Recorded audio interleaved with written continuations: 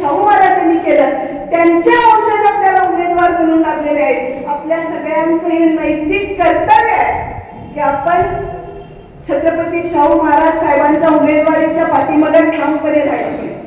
गेले ते ईडीच्या भीतीने गेले, जे गेले ते चोर होते म्हणून गेले, जे गेले ते कुठे ना कुठेतरी काहीतरी काळाबाजार केलेला आहे म्हणून ते गेले. आणि मग जो पंतप्रधानांनी हा देश भ्रष्टाचार मुक्त करणार असं सांगितलेलं होतं, आज आपला देश भ्रष्टाचार मुक्त झालेला आहे असं म्हणायला. सगळे भ्रष्टाचार, देशभरातले सगळे भ्रष्टाचारी जर कुठे जाऊन स्वच्छ होत असतील तर ते भाजपमध्ये जाऊन स्वच्छ वाटतात.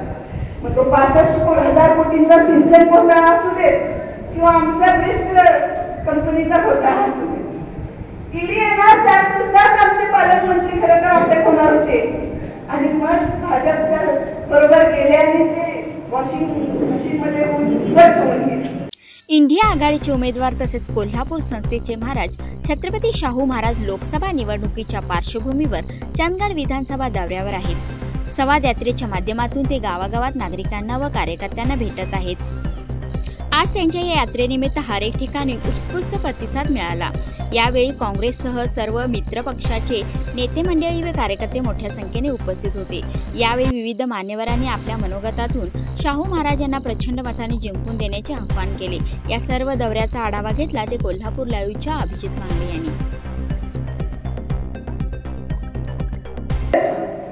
राजर्षी शाहू महाराज ज्यांनी आपल्या कोल्हापूर जिल्ह्यासाठी एका राजा काय करू शकतो, एक 48 वर्ष आयुष्य लाभलेला एक राजा आपल्या प्रजेसाठी काय करू शकतोय, ह्याचं जे उदाहरण राजर्षी शाहू महाराजांनी घालून दिलं. त्यांचं काम सांगायला गेलं तर बाकीच्या वक्त्यांना बोलायला वेळ मिळणार नाही. खरं तर म्हणजे त्या काळात राजर्षी शाहूंनी 50% आरक्षण दिलं.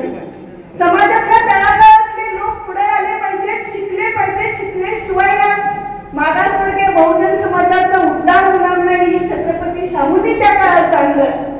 आणि कोल्हापूर जिल्ह्याला पुरोगामी वाटेवर नेण्याचं काम छत्रपती राजर्षी शाहू महाराजांनी केलं.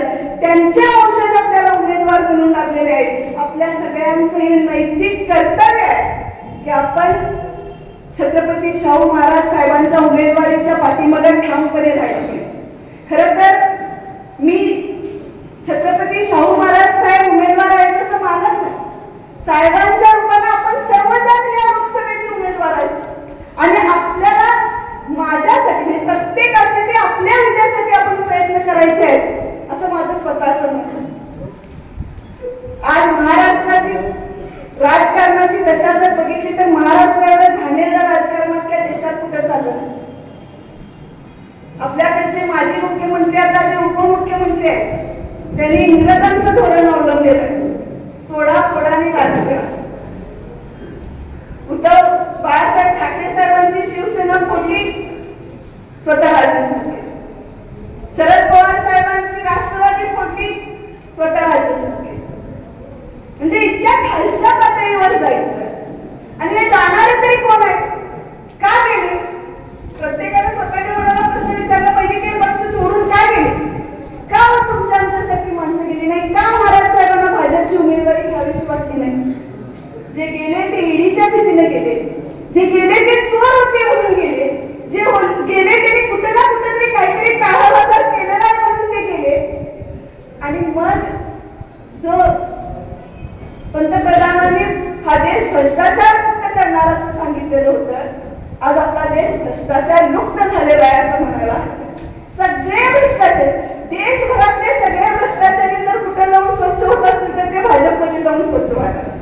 मग तो 65,000 कोटींचा सिंचन घोटाळा असू दे किंवा आमचा ब्रिस्क कंपनीचा घोटाळा असू दे, ईडी येणार 4 दिवसात आमचे पालकमंत्री खरं तर अटक होणार होते.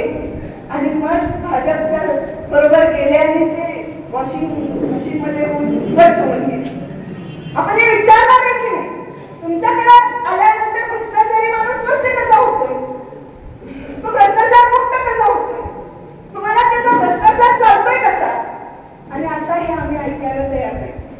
तुम्ही ज्या पद्धतीने राज्य करायला लागलाय, देशात 2 धर्मात फूट पडायचं जे काम चालू झालेलं आहे, हिंदू विरुद्ध इतर धर्मांना जे उभं करायचं चालू झालेलं आहे, हे आम्ही मान्य करणार नाही.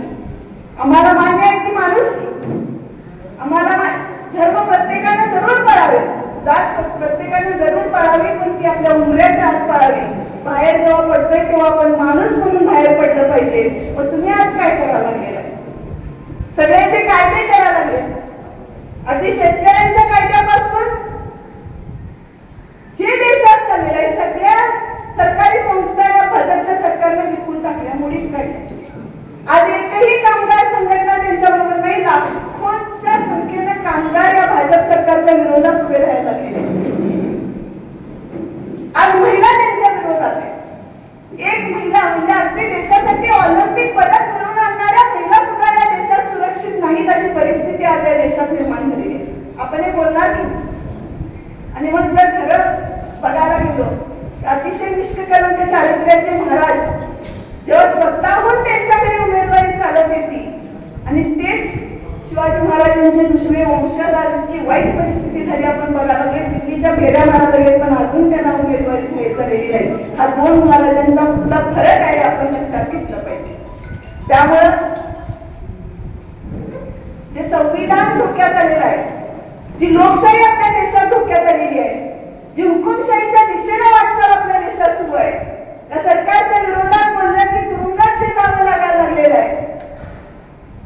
मग ते राहुल गांधींच्या पासून केजरीवाल असू दे, सगळ्यांना कोण पंतप्रधानांच्या विरोधात बोलेल त्याला तुरुंगास किंवा त्याची खासदारकी जाणे इतकं सोपं या संविधानाला या सरकारने केलेलं आहे.